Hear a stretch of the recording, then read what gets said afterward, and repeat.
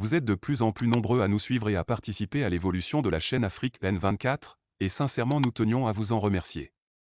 Nous lisons tous vos commentaires qui enrichissent le débat et vraiment nous vous demandons de nous soutenir, en aimant les vidéos pour une large diffusion, et pour continuer à avoir une ligne éditoriale indépendante, et vous proposer de nouvelles émissions toujours de plus en plus enrichissantes.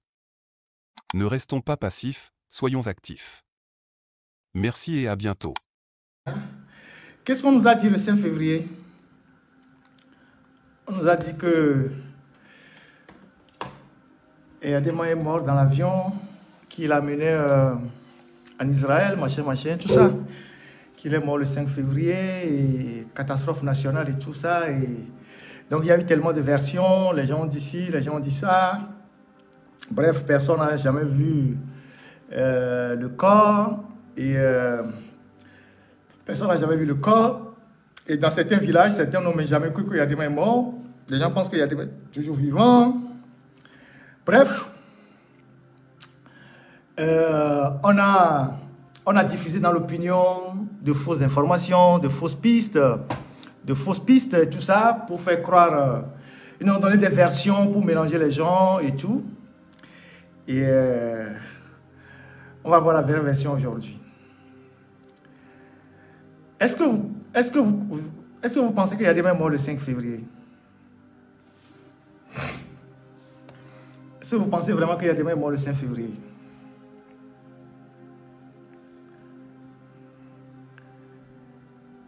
Est-ce que vous croyez qu'il y a des mains morts dans un avion?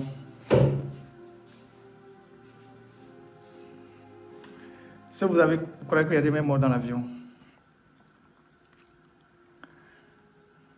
Est-ce que vous pensez qu'il y a des mains dans le caveau qu'on montre là, la tombe qu'on montre que c'est le caveau de la famille là? Est-ce que vous pensez que son corps est dedans?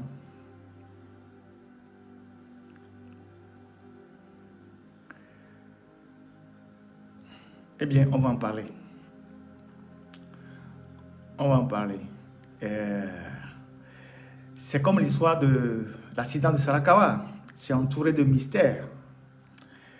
Et vous savez,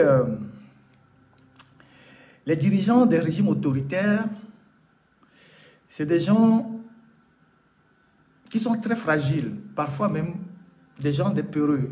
C'est parce qu'ils ont peur qu'ils tuent. C'est parce qu'ils ont peur qu'ils tuent. C'est des gens qui n'aiment pas qu'on leur inflige le traitement qu'ils réservent aux autres.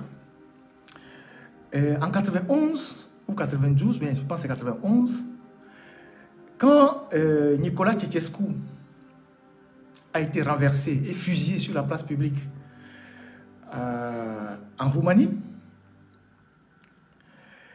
Mobutu, qui était son ami, n'a pas supporté que son ministre de la Communication puisse passer l'extrait du renversement et de la fusillade, et de l'exécution plutôt, de Nicolas Ceausescu à la télévision zaïroise. Il a limogé rapidement le ministre de Dominique Sakombi, le ministre de la Communication et de l'Information. Parce que Mobutu, en revoyant les images de l'exécution de Ceausescu, lui-même, il intériorise sa propre fin. Donc, il a limogé tout de suite son ministre de l'Information, Dominique Sakombi. Hitler, lorsqu'il a appris que son ami et allié, le Duce, Mussolini, Benito Mussolini, a été arrêté et exécuté par les forces alliées et tout ça, en Italie, puisque Mussolini, il a été non seulement exécuté, mais les gens ont fessé son cadavre et ils l'ont traîné par terre. Et Hitler a dit, ça a tellement traumatisé Hitler, la fin de Mussolini, que Hitler a dit que mon corps ne servira pas d'instrument à amuser ces foules hystériques. Mon corps ne servira pas d'instrument à amuser ces foules historiques.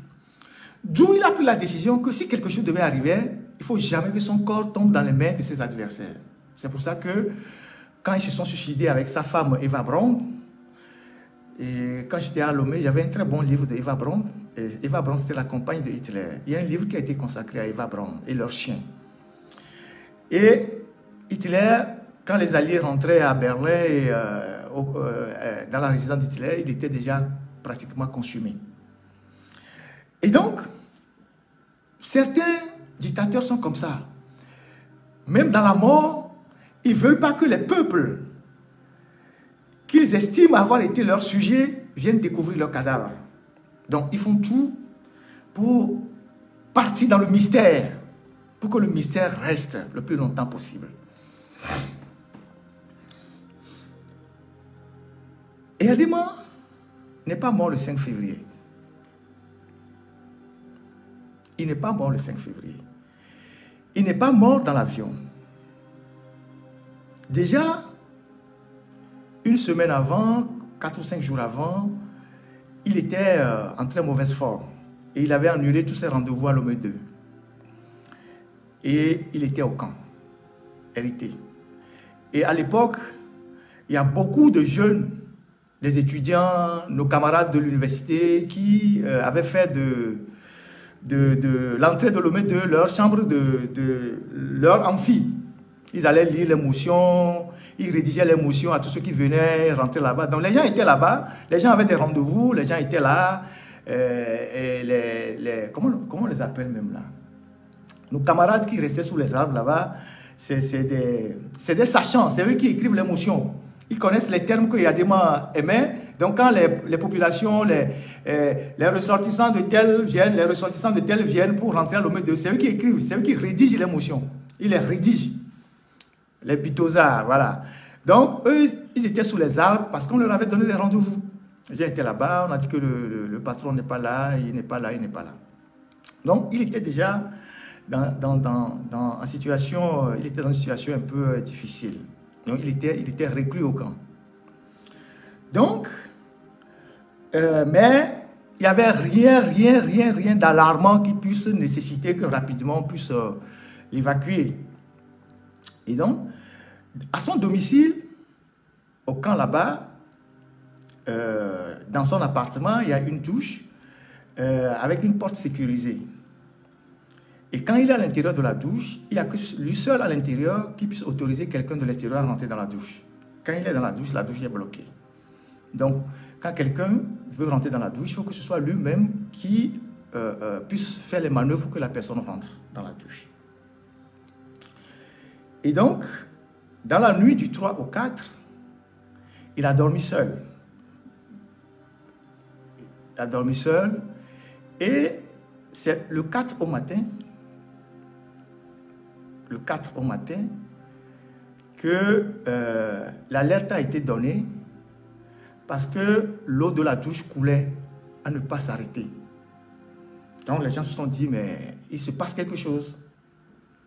Donc c'est comme ça qu'on a défoncé la porte et on l'a retrouvé, il était déjà mort dans sa douche, brûlé au 1er degré. C'est ça. C'était le 4, pas le 5, le 4. Alors, il ne fallait surtout pas que l'information soit ébruitée. Et donc, on a mis en place tout un scénario. On a appelé quelques proches. On a appelé des gens, quelques officiers, on a appelé quelques proches, des médecins. Et on a commencé par jouer tout un théâtre. Il était déjà mort, brûlé au 1er degré. Donc, on jouait au théâtre. On appelait des gens. Ah, le vieux est fatigué, il est agonisant, on a besoin de médicaments, on a besoin de coagulants, anticoagulants, on a besoin de tel appareil. Donc, les gens couraient dans tous les sens. C'était une diversion parce que, comme on l'a découvert le matin, à 4 heures, mort dans sa douche, son lavabo, je ne sais pas quoi, on ne pouvait pas le sortir rapidement pour l'envoyer au nord. Ça devait attirer la curiosité des gens au camp, parce qu'il faisait déjà jour. Donc, ils ont organisé un scénario et ils ont commencé par mettre les gens sur des fausses pistes. Qu'il est malade, qu'il est agonisant, il est ci, il est ça. On a même demandé à certains, est-ce que tu peux commander un avion médicalisé? Est-ce que tu peux faire ci? Est-ce que tu peux faire ça? Tu peux faire ça. Donc, chacun était sur une piste. Pendant ce temps, on réfléchissait. On réfléchissait à divers scénarios. On réfléchissait jusqu'à la tombée de la nuit. C'est-à-dire, le corps a été découvert le matin du 4, autour de 4h, 3h30, 4h. Et donc, il faisait déjà jour. Et donc, toute la journée du 4, on a joué ce scénario de diversion. Vous voyez, on a missionné les médecins, les gens, tout ça partout. Les gens couraient dans tous les sens. Et donc, jusqu'au soir, une précision. Quand vous avez un chef d'État qui est agonisant, il est malade, il est agonisant. Un chef d'État, hein, ce n'est pas n'importe qui, un chef d'État qui est agonisant. Et qui est malade, agonisant, dans une situation où son pronostic vital est engagé. S'il ne peut pas être soigné dans son pays, vous avez toute une journée pour chercher un avion médicalisé et l'évacuer. C'est-à-dire, dans les 4 heures, 5 heures qui arrivent, un avion médicalisé arrive et le sort du pays. Mais on disait que Yadima était agonisant et qu'il fallait être à son chevet, le soigner. Mais aucun avion médicalisé n'est arrivé. Depuis le matin, le 4, très tôt le matin, jusqu'au soir. Et donc, le soir, ils ont fini de peaufiner leur stratégie. Ils ont décidé d'envoyer le corps à Kara, à Pia. Donc, ils ont bloqué l'aéroport autour de minuit, l'aéroport de Lomé. Ils ont bloqué l'aéroport, ils ont chassé tout le monde autour de minuit. Et ils ont mis le corps sur une civière dans un linceul blanc. Et ils ont mis le corps dans une ambulance pour amener à l'aéroport. L'ambulance qui souvent est dans le cortège des Yadema. Ils ont amené le corps. Donc, vers minuit, c'était déjà la nuit, donc loin des regards des gens. Donc, toute la délégation est rentrée dans l'avion, sa femme, les enfants, et tout, ils sont rentrés dans l'avion, les médecins personnels, tout le monde est rentré dans l'avion, Pitan, tout ça. Je précise Pitan parce que c'est important, je vais en arriver là. Donc, ils arrivent à Kara, 45 minutes de vol, donc l'avion a décollé vers 1h à l'aéroport de Lomé, avec le corps dans l'avion présidentiel. Donc, quelqu'un qui est malade, toute la journée, on devait l'évacuer dans un avion médicalisé. On ne le met pas dans un avion présidentiel, c'est commercial. On met le corps dans l'avion présidentiel, on arrive à Kara, et on sort la dépouille de l'avion, et on amène la dépouille à Pia, dans la maison. Vous savez qu'à Pia, à côté du château, ou bien du caveau, là, il y a une morgue là-bas. Il y a une chambre froide qui est une chambre froide d'une morgue qui est collée au caveau là-bas. Donc, dans la journée, avant que le corps soit ramené à Pia, dans les scénarios qu'ils étaient en train de faire, ils ont réussi à mettre la main sur 2 légistes ivoiriens. Les légistes, c'est généralement, à la limite, les médecins thanatopracteurs. Les thanatopracteurs. Donc, ils ont mis la main sur des légistes ivoiriens et ils ont dépêché le Fouquet pour aller chercher les 2 légistes ivoiriens. Donc, ils ont ramené le corps à Pia et ils ont mis le corps dans la chambre froide qui sert de morgue. Il y a une morgue privée là-bas et tout ça. Et Roch et Toyi sont restés à côté du corps avec les médecins légistes. Donc, quand ils sont arrivés à Niamtougou, c'est une partie de la délégation qui était dans l'avion qui a amené le corps à Pia. L'autre partie était restée dans l'avion. Donc, quand ils ont déposé le corps, le reste, donc, Roch et Toyi sont restés avec les légistes auprès du corps. Le reste de la délégation est reparti dans l'avion. Donc, ils ont simulé un vol. Ils ont simulé un vol d'évacuation. Donc, ils ont fait redécoller l'avion. Puisque la première dame était dans l'avion. Sa fille Béza, Bacha, Fort, Pitan, les médecins, quelques cuisiniers, quelques infirmiers, le personnel. Avec le pilote, reste tout. Ils ont redécollé l'avion. Donc, tout ça, c'était une simulation, le temps de réfléchir, parce qu'il y avait une panique dans la famille. Certains, même quand le papa est décédé, ils ont voulu fuir. Donc, ils ont redécollé. Le temps d'imaginer le scénario qu'ils vont faire. Donc, ils ont redécollé l'avion, dans lequel il n'y avait pas Yadima, mais ils ont fait croire qu'il y avait Yadima dans l'avion qu'on évacuait, parce que la première dame ici y était, en direction d'Israël. Donc, l'avion repart autour de 3h, 2h30, 3h de Niamtougou, en direction d'Israël. Donc, ils sont partis en direction d'Israël et dans l'avion, ils échafaudaient leur plan. Donc, ils arrivent en Tunisie. Donc, la tour de contrôle a été annoncé que c'est l'avion présidentiel. Donc, l'avion a atterri en Tunisie. L'avion a atterri en Tunisie. Et c'est comme ça que la première dame, le président tunisien Ben Ali n'était pas disponible. La première dame est arrivée pour dire, ah, ils vont saluer la délégation comme ça parce que c'est le président qui est en train de passer. Et ils ont prétexté que le président était malade, un peu indisposé, il dormait. Donc, la première dame tunisienne, les gens sont descendus pour la saluer, les pachas, tout ça, fort, tout ça sont salués pour la saluer. Donc, ils ont fait le ravitaillement de carburant. Et quand ils ont fini de faire le ravitaillement du carburant, ils se sont débarrassés à Tunis d'une partie du personnel qui était dans l'avion. Parce que ces gens-là qui étaient dans l'avion ne devaient pas être au courant du plan qu'ils vont échafauder avant de revenir pour la prise de pouvoir. Donc, ils ont débarrassé une partie du personnel, ils ont déchargé une partie du personnel à Tunis. Donc, médecins, cuisiniers, les petits, tout ça, à Tunis. Eux, ils ont été ramenés à Lomé par un avion ordinaire. Et donc, l'avion redécolle. Donc, quand ils se sont ravitaillés, et ils ont débarrassé l'avion de cette partie du personnel, pour qu'il n'y ait pas des regards indiscrets quand ils vont monter leur plan dans l'avion, l'avion redécolle. Direction Niamtougou. Donc, ils ne sont plus partis en Israël. Ils sont revenus à Niamtougou, où ils ont atterri autour de 11h, 11h30, à l'époque, 11h30, je pense, l'avion a atterri à Niamtougou. Et quand l'avion a atterri à Niamtougou, ils ont fait venir une ambulance au pied de l'avion. Et ils ont simulé, parce que le vol vers Israël était une simulation.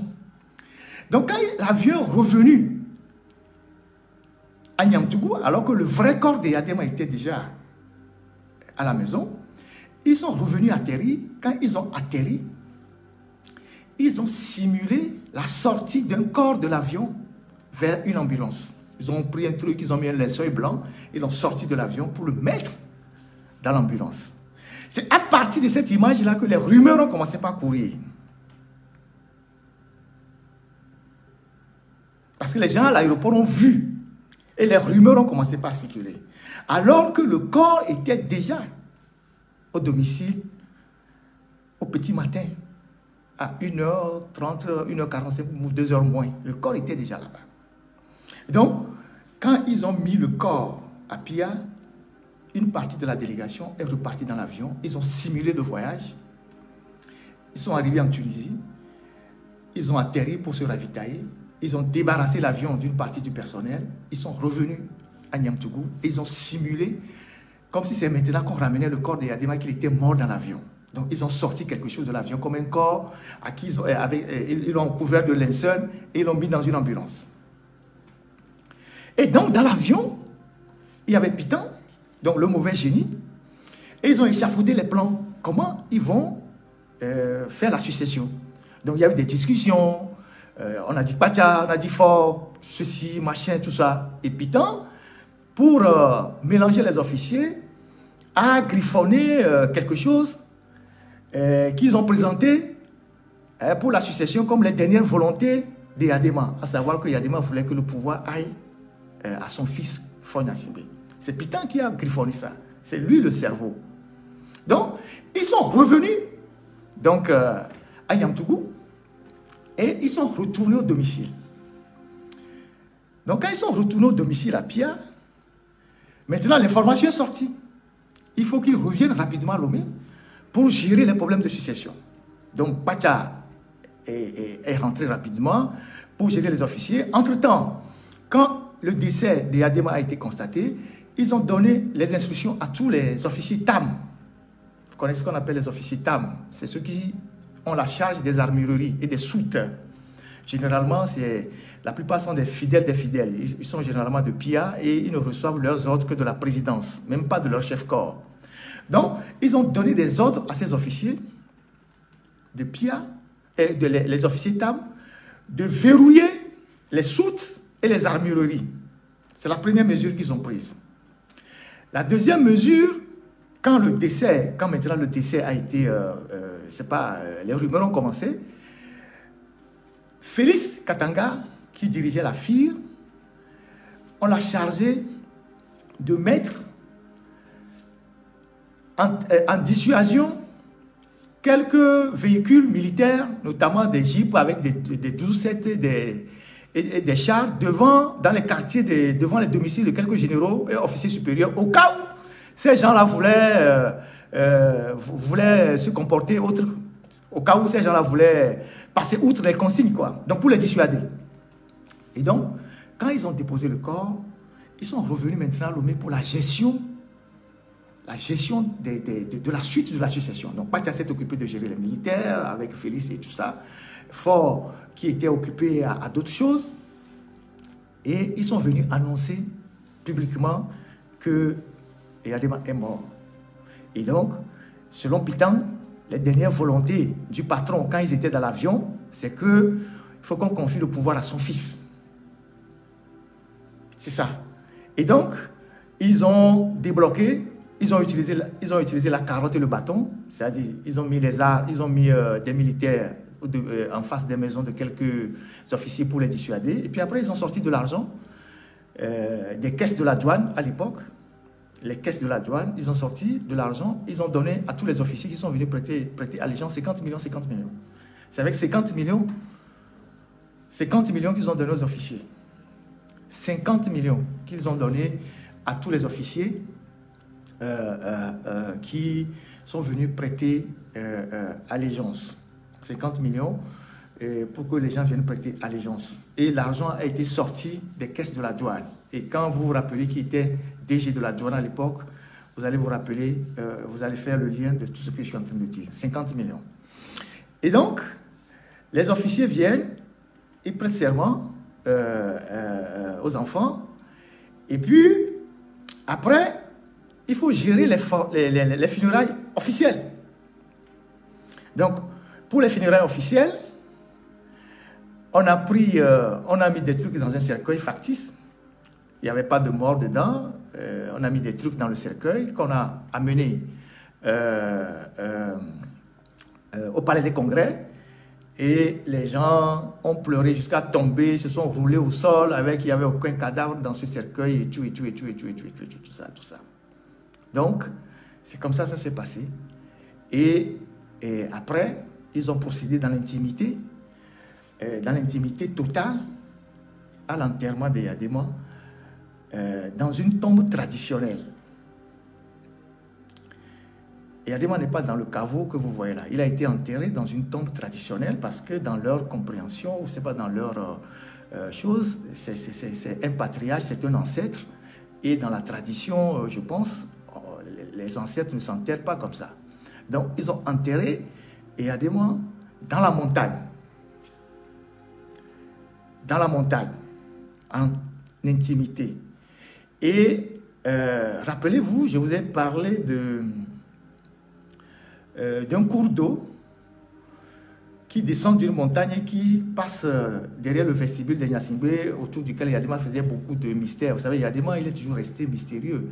Eyadema avait un lien particulier avec tout ce qui est fétichisme et tout ça. Et ce cours d'eau qu'on appelle Aoyo a servi à Eyadema baptiser la boisson Aoyo. Donc, ce cours d'eau, là où ce cours d'eau prend sa source, dans la montagne, c'est là-bas qu'ils ont enterré Eyadema, dans la façon traditionnelle où les Kabyles enterrent.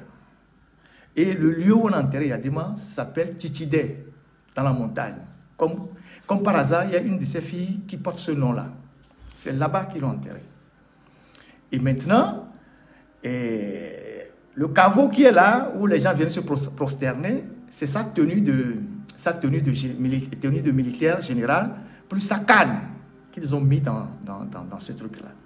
Donc, voilà comment les choses se sont passées. Maintenant, et donc, Eyadema n'est pas c'est sur la montagne qu'ils l'ont enterré de façon traditionnelle. Eyadema n'est jamais resté dans un cercueil. Depuis sa mort jusqu'à son enterrement, ils ne l'ont jamais mis dans un cercueil. Il a été enterré de façon traditionnelle, sur la montagne. Parce que c'est là où je vous indique, là, sur la montagne, là, c'est là où les gens de Pia font leur plus grande cérémonie. Pour évoquer leurs ancêtres, pour évoquer leurs fétiches et tout. Et comme Eyadema avait un lien particulier avec cette histoire de fétiche, Je ne sais pas si ce sont ses dernières volontés, mais c'est là-bas qu'ils l'ont enterré de façon traditionnelle. Et vous posez la question aux Kabyles, comment ils enterrent les patriarches de façon traditionnelle, ils vous diront. Donc, ce que vous voyez qu'on montre, où les gens viennent se prosterner, les gens déposent les fleurs, tout ça, c'est des histoires. Il n'y a que sa tenue de général et sa canne et son chapeau qui se trouvent dans ça. Voyez-vous. Et donc, quand le corps de Yadema a été préparé pour l'enterrement, vous savez, comme c'est le corps qui a brûlé et tout, il y a eu beaucoup de sang, tacheté, les trucs. Quand les thanatopracteurs ont fini de faire leur travail, de revoir le corps et tout ça, le reste, tout ce qu'on a ramassé après qu'on ait traité le corps, ils ont pris ça. Ils ont pris ça et ils sont allés avec des marabouts ou des féticheurs, appelez-les comme vous voulez, faire des cérémonies aux 4 coins du Togo pour que le pays soit toujours sous leur domination. C'est une pratique diabolique. Vous savez que Yadema a une ferme à Elavagnon. Cette ferme n'est pas à un positionnement gratuit. Et cette ferme est dirigée par les militaires. Vous savez que Yadema a un vaste domaine à Agou, qu'on appelle Yadema Kopé. Quand vous arrivez à Agou en allant vers le Ghana. Vous savez ça? Vous savez ça? Les gens qui sont du côté d'Agou, là, vous savez qu'en prenant la route d'Agou, en allant vers le Ghana, il y a une grande ferme là-bas. Un terrain là-bas qui appartient à Yadema. Je ne sais même plus comment on appelle le terrain, mais on appelle ça Yadema Kopé ou quelque chose comme ça.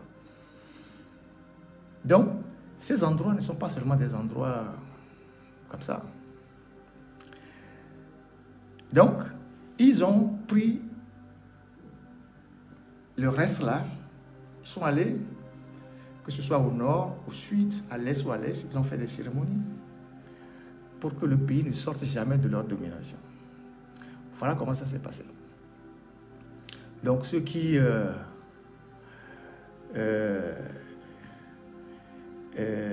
cherchent, voilà, il y a quelqu'un qui me dit qu'un pays kabyle, je fais ça dans le commentaire, qu'on enterre sans cercueil les patriarches.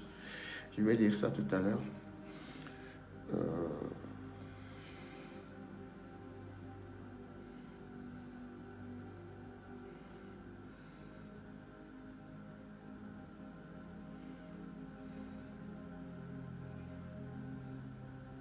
Donc, ce qui se passe au Togo est très profond.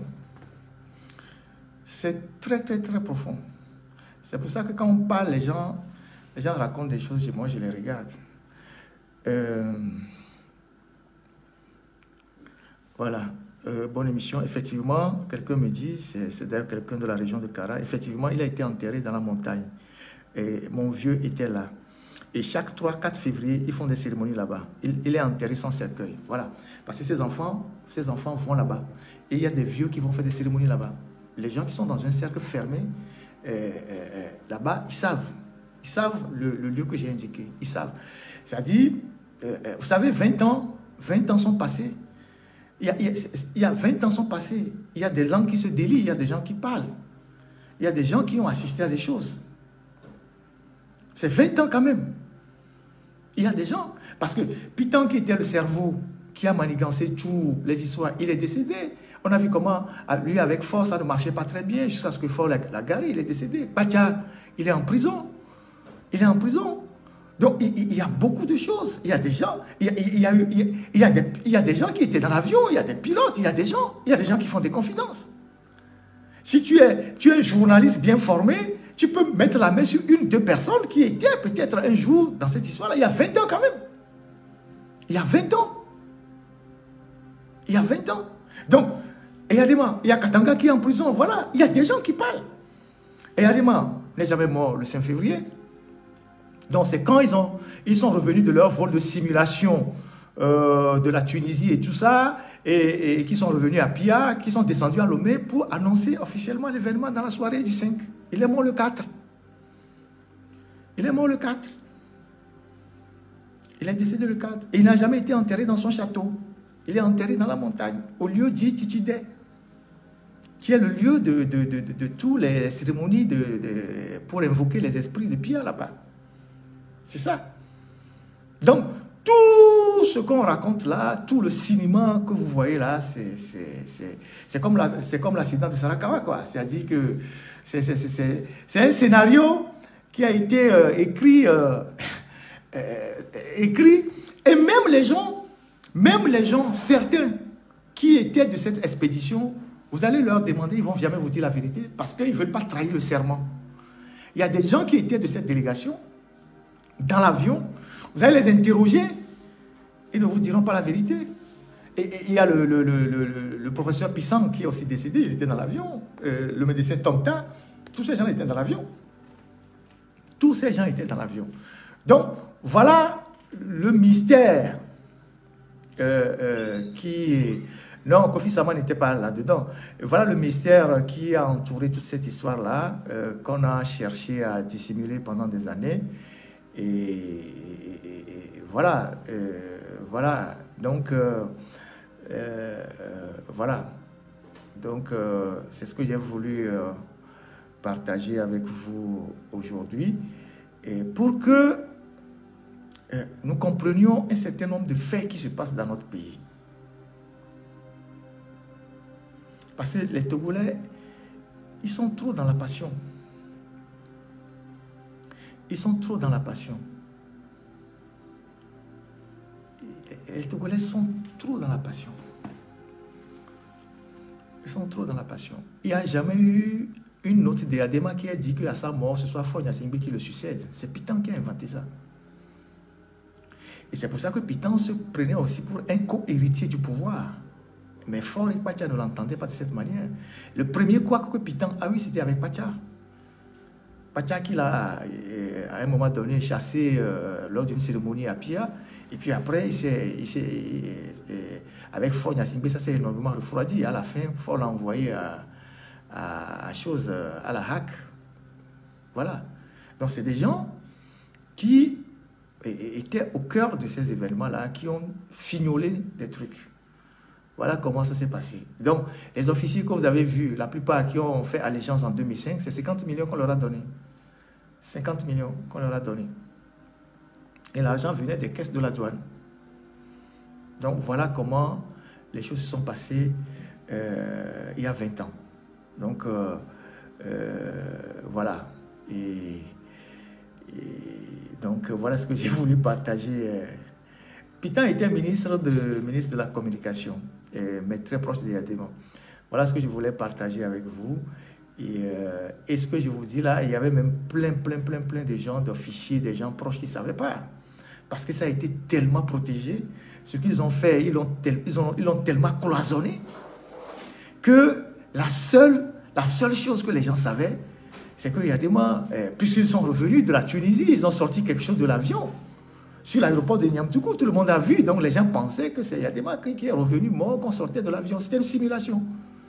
Il était déjà à son domicile, où on avait mis dans la morgue et que les légistes ivoiriens, les thanatoprateurs s'occupaient du corps parce que le corps a brûlé au premier degré. C'est ça la réalité. Donc voilà ce que j'ai voulu partager aujourd'hui avec vous et que chacun essaye à chaque fois qu'on lui présente une version des faits, de tourner ça et de voir l'autre version, de savoir que ce n'est pas forcément la bonne version et de savoir où on met les pieds. Et quand je vous dis que ce pays est profondément ancré dans les systèmes diaboliques, je ne le dis pas au hasard, je ne le dis pas parce qu'il faut le dire. Je le dis parce que je sais. Je sais. Donc, faites très attention. Donc, les gens qui sont allés là-bas mettre les 3 pièces, danser comme si c'était au funérailles de leur belle-sœur ou je ne sais pas leur quoi là, voilà comment ça s'est passé. Donc, c'était un secret qui a été bien gardé dans la famille Gnassingbé pendant longtemps. Aujourd'hui, on voit bien que les langues vont continuer par les langues vont continuer par se libérer, se délier. et on en saura davantage. On en saura davantage. Donc, voilà ce que j'ai voulu partager avec vous. Le live d'aujourd'hui, on est déjà à 2h20. Je pense qu'on a dit l'essentiel. Les gens attendaient cette partie de l'histoire et je me suis promis de vous la raconter. Voilà, donc, voilà la partie de l'histoire. Et donc, en conclusion, Yadima n'est pas mort le 5, il est mort le 4. Il n'a jamais été évacué. Il n'est jamais monté dans un avion. Et il n'est pas enterré dans le caveau qu'on montre. Et puis ensuite, voilà, c'est ça. C'est tout. On l'a enterré sur la montagne. C'est ça.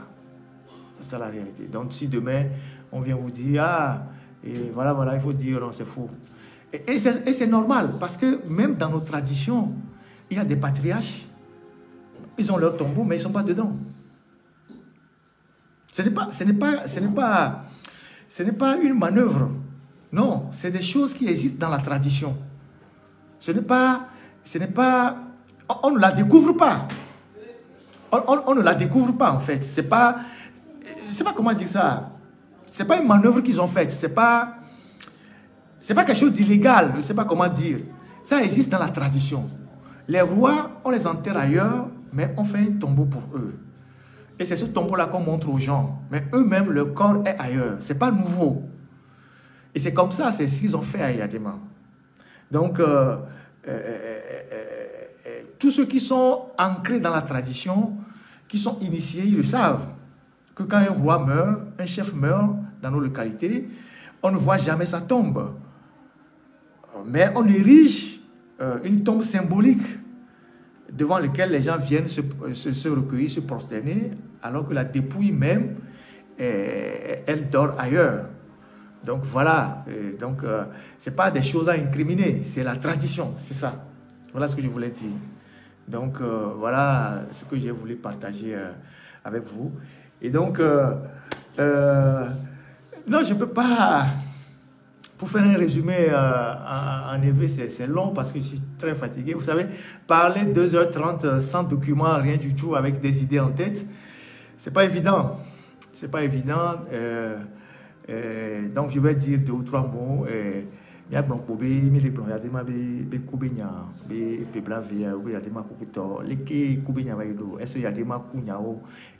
qui ont 5 février alors coup avant est-ce que coup l'avion mais est-ce que fico fiona be odido afuno dido nya mama donc les années il y a des coup le 4 le 5 février le 4 février be coup et coup l'avion mais tiens encore sauver que les coups et cas sans mais encore avec daropia et on le traité corps yo on t'en soit avion on so chaka mon vidéo on peut évacuer à mikuku sur les donne sur les Israël be coup le monti et qui va retrouver bova donc on dit il y a des mal fou on dit wa be tout a dit les cara les fou les pia les fou voilà et qui me mal donc voilà il y a rien de shoot dans tout ça quoi.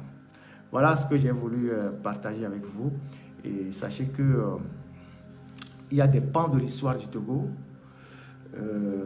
qui échappent beaucoup à l'opinion, au commun des Togolais. Et il faut parfois que certains ouvrent le couvercle, qu'on ouvre le couvercle pour informer les gens. Voilà ce que j'ai voulu partager avec vous. Likez la vidéo si ce n'est pas déjà fait. Laissez aussi votre point de vue en commentaire. Abonnez-vous et cliquez aussi sur la petite cloche de notification pour ne rien rater de nos prochaines vidéos. N'oubliez pas de partager aussi la vidéo et de la liker.